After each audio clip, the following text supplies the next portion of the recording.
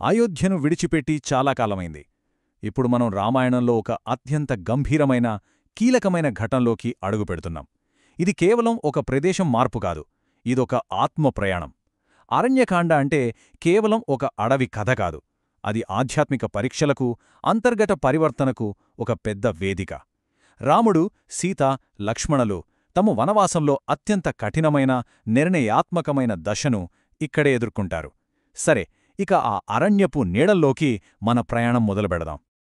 అరణ్యం కేవలం వృక్షాల సమూహం కాదు, అది యోగికి తపోభూమి, యోధునికి రణభూమి. చూడండి, ఈ ఒక్క మాట చాలు అరణ్యకాండం మొత్తం సారాంశం మనకు అర్థమైపోతోంది. దండకారణ్యం రాముడికి ఒకేసారి రెండు పాత్రలు ఇచ్చింది. ఒకవైపు ఋషుల సాంగత్యంలో, ప్రకృతి ఒడిలో ప్రశాంతంగా తపస్సు చేసుకునేందుకు తపోభూమిగా మారింది. అదే సమయంలో అధర్మాన్ని ఎదుర్కొని తన యోధుడి కర్తవ్యాన్ని నెరవేర్చడానికి ఒక రణభూమిగా కూడా మారింది. అంటే వాళ్ల ప్రయాణం ఇక్కడ రెండు దారుల్లో సాగుతోంది. ఒకటి లోపలికి, అంటే ఆధ్యాత్మికంగా, మరొకటి బయట ప్రపంచంతో, అంటే సంఘర్షణతో. ఇక వాళ్ల ప్రయాణం దట్టమైన దండకారుణ్యంలోకి ప్రవేశించడంతో మొదలవుతుంది. ఆ అడవి పేరు వింటే భయం వేస్తోంది, కాని అది కేవలం భయంకరమైనదే కాదు, చాలా పవిత్రమైనది కూడా. ఎందుకంటే ఎందరో గొప్ప ఋషులు, మునులు తపస్సు చేసుకునే పుణ్యభూమి అది. వాళ్ల అడుగులు పడిన ఆ నేలంతా ఒక ఆధ్యాత్మిక శక్తితో, మాటల్లో చెప్పలేని ప్రశాంతతతో నిండిపోయి ఉంటుంది. ఇక్కడ వాళ్ల వనవాసానికి ఒక కొత్త అర్థం రాబోతోంది. గోదావరి నది ఒడ్డున పంచవటి అనే ఒక అందమైన ప్రదేశంలో లక్ష్మణుడు ఒక చిన్న పర్ణశాల కడతాడు. అక్కడ వాళ్ల జీవితం ఎంత సరళంగా, ఎంత ప్రశాంతంగా సాగుతుందో తెలుసా? ప్రకృతితో కలిసిపోయి, రోజువారీ పనులు చేసుకుంటూ, ఒకరికొకరు తోడుగా గడిపిన ఆ సమయం వాళ్ల వనలాసంలో ఒక స్వర్ణయుగంలాంటిది. కాని మనకు తెలుసుకదా, ప్రతి పెద్ద తుఫానుకు ముందు ప్రశాంతత ఉంటుంది. ఇది కూడా సరిగ్గా అలాంటిదే. వాళ్లది కేవలం అడవిలో జీవించటం కాదు, అదొక ఆధ్యాత్మిక యాత్రలా సాగింది. దారిలో శరభంగుడు, సుతీక్ష్ణుడు లాంటి ఎందరో మహర్షులను కలిసి వాళ్ల ఆశీస్సులు తీసుకున్నారు.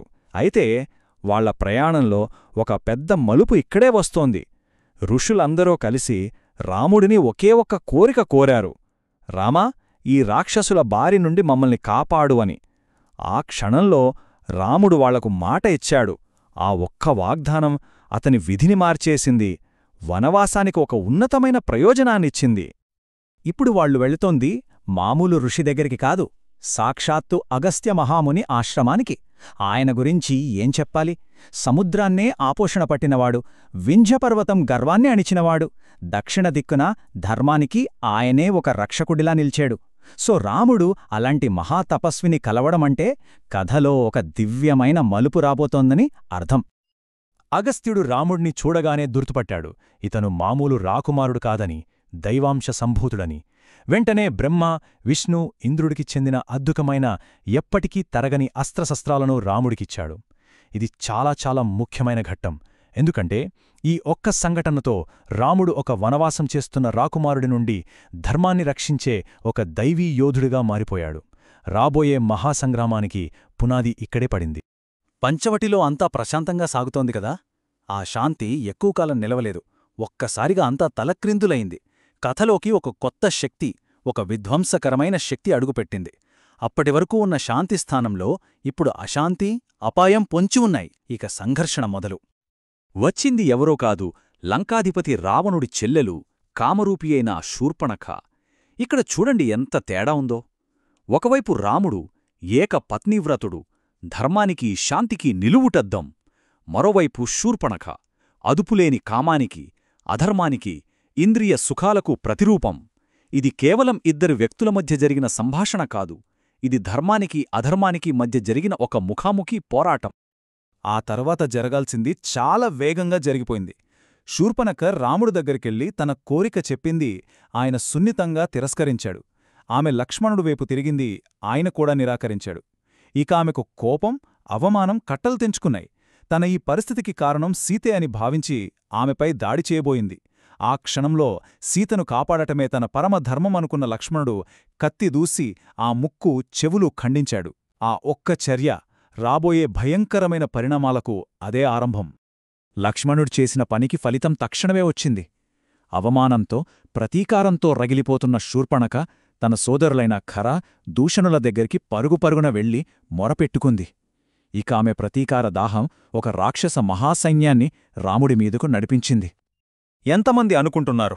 ఒక్కరు, ఇద్దరూ కాదు, 14,000 మంది. అవును, 14,000 మంది రాక్షస యోధులు. వాళ్ల నాయకులు కూడా మామూళ్ళోళ్ళు కాదు. ఖర, దూషణ, త్రిశిర లాంటి మహాపరాక్రమవంతులు. వాళ్లందరి ముందూ ధర్మాన్ని రక్షించడానికి నిలబడింది కేవలం ఒక్క రాముడు. కాని రాముడు కొంచెం కూడా చలించలేదు. సీతని, లక్ష్మణుడిని ఒక గుహలో సురక్షితంగా ఉండమని చెప్పి తను ఒక్కడే ఒంటరిగా మహాసైన్యాన్ని ఎదుర్కోవడానికి సిద్ధమయ్యాడు. ఆలోచించండి, ఒక మనిషి, ఒక సైన్యం. ఇది కేవలం పరాక్రమం కాదు, ఋషులకిచ్చిన మాట కోసం, ధర్మం కోసం ప్రాణాలకు తెగించడం. అది యుద్ధంలా లేదు, ఒక దైవిక అద్భుతంలా ఉంది. అగస్త్యుడిచ్చిన దివ్యాస్త్రాలను రాముడు బయటకు తీశాడు. ఆకాశాన్నే కప్పేసేలా రాక్షస సైన్యం వస్తుంటే రాముడు విల్లు నుండి వచ్చిన బాణాలు వేలు లక్షలుగా మారి వాళ్లను చీల్చి చెండాడాయి. నమ్మండి నమ్మకపోండి, కేవలం కొన్ని ఘడియలలో ఖర, దూషణ, త్రిశిర మొత్తం 14,000 మంది రాక్షసులు నేలకూలారు. ధర్మం పక్షాన నిలబడితే రాముడి శక్తికి హద్దులుండవనే ఆ రోజే ప్రపంచానికి తెలిసింది. ఆ యుద్ధం నుంచి ఒక్కడే బ్రతికి బయటపడ్డాడు, అకంపనుడు. వాడు లంకకి వెళ్ళి రావణుడికి ఈ విషయం చెప్పాడు. తన సోదరులు, తన సైన్యం మొత్తం నాశనమయ్యారని తెలిసి రావణుడికి క్రోధంతో ఒళ్ళు మండిపోయింది. కాని ఈసారి రావణుడు బలాన్ని కాదు, మోసాన్ని, మాయను ఆయుధంగా ఎంచుకున్నాడు. రావణుడి ప్లాన్ చాలా తెలివైనది, కాని అంతే నీచమైనది. మారీచుడు అనే మాయల రాక్షసుడిని ఒక అద్భుతమైన బంగారు జింక రూపంలో పంపాలి. దాన్ని చూసి సీత ఆశపడాలి. రాముడు దాన్ని తీసుకురావడానికి వెళ్ళాలి. ఆ తర్వాత రాముడి గొంతుతో అరిచి లక్ష్మణుడిని కూడా దూరం చేయాలి. అప్పుడు పర్ణశాలలో సీత ఒంటరిగా ఉంటుంది. చూడండి, రావణుడి టార్గెట్ రాముడి బలం కాదు, వాళ్ల ముగ్గురి మధ్య ఉన్న ప్రేమ, అనుబంధం. ఆ బంగారు జింక ఆశ్రమం ముందు కనిపించగానే మనలో ఒక తాత్వికమైన ప్రశ్న మొదలవుతుంది. అసలు ఈ మాయను జయించడం సాధ్యమేనా? ప్రేమ, అనురాగం లాంటి బలమైన భావాలు ఉన్నప్పుడు సాక్షాత్తు దైవస్వరూపులైనా సరే ఈ ప్రాపంచిక మాయలో పడుతారా? ఇది నిజంగా మనమందరం ఆలోచించాల్సిన విషయం. ఆ బంగారు జింకను చూడగానే సీత మైమరిచిపోయింది. లక్ష్మణా, ఇంత అందమైన జీవిని నేను ఎప్పుడూ చూడలేదు. అది నాకు తప్పకుండా కావాలి అని రాముణ్ణడిగింది. లక్ష్మణుడు వద్దని ఎంత వారించినా, అది రాక్షసమాయ అని పదే పదే హెచ్చరించినా రాముడు వినలేదు. సీత సంతోషం కోసం, ఆమె కోరిక తీర్చడం కోసం ఆ జింక వెంట బయల్దేరాడు. రాముడి బాణం తగలగానే ఆ మారీచుడు చనిపోయే ముందు తన చివరి పని పూర్తిచేశాడు. హా సీతా, హా లక్ష్మణా అని అచ్చం రాముడి గొంతుతో గట్టిగా అరిచాడు. ఆ అరుపు వినగానే సీత గుండె ఆగిపోయినంత పనైంది. తన భర్తకు ఏదో ఆపద వచ్చిందని భయపడి వెంటనే వెళ్లమని లక్ష్మణుణ్ణి కఠినంగా ఆజ్ఞాపించింది. అన్నను వదిలి వెళ్లకూడదని అతను ఎంత చెప్పినా వినలేదు. నిష్ఠూరమైన మాటలతో నిందించింది. ఇంక చేసేదేమీ లేక లక్ష్మణుడు ఒక రక్షణ రేఖ గీసి అది దాటవద్దని సీతకు చెప్పి అయిష్టంగానే రాముణ్ణి వెతుక్కుంటూ వెళ్లాడు. అంతే, రావణుడి కుట్ర ఫలించింది. పర్ణశాలలో సీత ఒంటరిగా మిగిలింది. రామాయణ ఇతిహాసంలోనే అత్యంత విషాదకరమైన ఘట్టానికి, అదే సమయంలో ఒక వీరోచితమైన త్యాగానికి రంగం సిద్ధమైంది. లక్ష్మణుడలా వెళ్లాడో లేదో, రావణుడు ఒక సన్యాసి వేషంలో అక్కడికొచ్చాడు. భిక్ష అడుగుతున్నట్టు నటిస్తూ మాయమాటలతో సీతను ఆ లక్ష్మణరేఖ దాటించాడు. వెంటనే తన నిజస్వరూపం చూపించి ఆమెను బలవంతంగా ఎత్తుకుని తన పుష్పక విమానంలో లంకకు తీసుకుపోయాడు. ఇది అధర్మానికి పరాకాష్ట. ఆకాశంలో సీత ఆర్తనాదాలు, ఆ నిస్సహాయమైన రోదన చూసి భూమి ఆకాశం కూడా తల్లడిల్లిపోయాయి. కాని సీత అరుపులు గాలిలో కలిసిపోలేదు. గృధ్రరాజైన జటాయువు విన్నాడు. వెంటనే రావణుడు విమానానికి అడ్డుగా వెళ్లాడు. వయస్సులో పెద్దవాడైనా సరే ధర్మం కోసం ప్రాణాలకు తెగించాడు. రావణుడితో ఆకాశంలోనే భీకరంగా పోరాడాడు. కాని రావణుడి చంద్రహాస ఖడ్గం ముందు నిలవలేకపోయాడు. రావణుడు క్రూరంగా అతని రెక్కలు నరికేశాడు.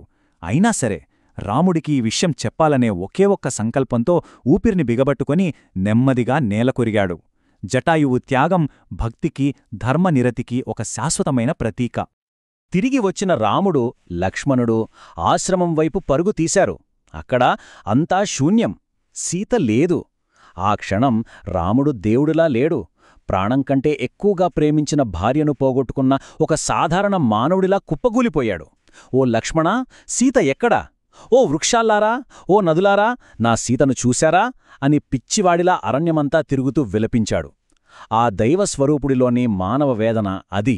బహుశా రామాయణంలోనే అత్యంత గుండెల్ని పిండేసే దృశ్యం ఇదేనేమో. అలా సీతను వెతుకుతుండగా వాళ్లకు కొన్న ఊపిరితో కొట్టుమిట్టాడుతున్న జటాయువు కనిపించాడు. జటాయువు జరిగినదంతా చెప్పి రావణుడు సీతను దక్షిణ దిక్కుకు తీసుకువెళ్లాడని తెలిపి రాముడి చేతుల్లోనే ప్రాణాలు విడిచాడు. అంతటి దుఃఖంలో ఉన్నప్పటికీ రాముడు తన కర్తవ్యాన్ని మర్చిపోలేదు. తన తండ్రికి ఎలాగైతే అంతిమ సంస్కారాలు చేస్తాడో అలాగే తన కోసం ప్రాణాలిచ్చిన జటాయువుకి కూడా చేశాడు. ఇది రాముడిలోని కరుణకు, కృతజ్ఞతాభావానికి గొప్ప నిదర్శనం. ఇక్కడినుంచి కథ ఒక కొత్త మలుపు తీసుకుంటుంది.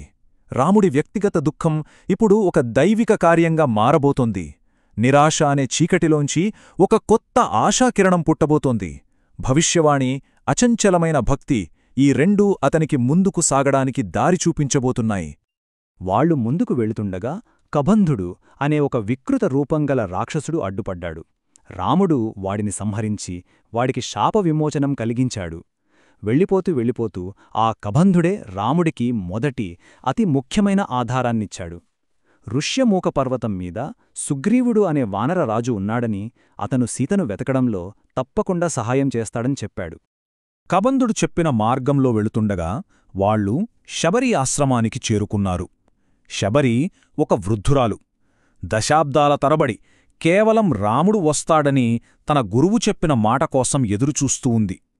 రాముణ్ణి చూడగానే ఆమె ఆనందానికి అవధుల్లేకుండా పోయాయి. తాను ఎంతో ప్రేమతో సేకరించిన పండ్లను, అవి తీయగా ఉన్నాయో లేదో అని ముందుగా తనే రుచి చూసి రాముడికి సమర్పించింది. చూడండి, స్వచ్ఛమైన భక్తికి కులం, ఆచారం, ఎంగిలి లాంటివి ఏవీ అడ్డుకావని చెప్పడానికి ఇంతకన్నా గొప్ప ఉదాహరణ ఉంటుందా? రాముడు ఆమె భక్తికి ముగ్ధుడై ఆమెకు అక్కడికక్కడే మోక్షాన్ని ప్రసాదించాడు. మోక్షం పొందే ముందు శబరి వాళ్లకు దారి చూపించింది. అదిగో, ఆ ఋష్యమూక పర్వతం మీద సుగ్రీవుడున్నాడు, అక్కడికి వెళ్ళండి అని చెప్పింది. ఈ కలయిక కథలో ఒక నిర్ణయాత్మకమైన మలుపు. శబరి భక్తి ఒక దీపంలా రాముడికి కొత్త మార్గాన్ని ప్రకాశవంతం చేసింది. సీత కోసం అతని అన్వేషణ ఇప్పుడు కొత్త మిత్రులతో కలిసి ఒక మహాకార్యంగా మారబోతోంది. నిజానికి అరణ్యకాండ మొత్తం మనకు చెప్పేది ఒక్కటే. ఎంత కారుచీకటి అరణ్యంలో ఉన్నా, సర్వం కోల్పోయామని అనిపించినప్పుడు కూడా ధర్మం, భక్తి మాత్రమే ముందుకు సాగడానికి దారి చూపిస్తాయి. కష్టం మనల్ని కృంగతీయడానికి కాదు, మన హృదయాన్ని శుద్ధి చేయడానికి, మన సంకల్పాన్ని మరింత బలపరచడానికే వస్తుంది. రాముడి గుండె దుఃఖంతో బరువెక్కింది నిజమే, కాని అతని విశ్వాసం చెక్కుచెదరలేదు. ధర్మం మీద అతనికున్న నమ్మకం కొంచెం కూడా తగ్గలేదు. ఇప్పుడు రాముడు తన దైవిక కార్యం యొక్క తదుపరి అధ్యాయంలోకి అడుగుపెడుతున్నాడు. అతని వ్యక్తిగత శోకం ఒక లోక కళ్యాణ కార్యానికి నాందిగా మారబోతోంది. తరువాత కథలో ఏం జరగబోతోంది? రామాయణం కిష్కింధాకాండ, వానరుల ఆవిర్భావం,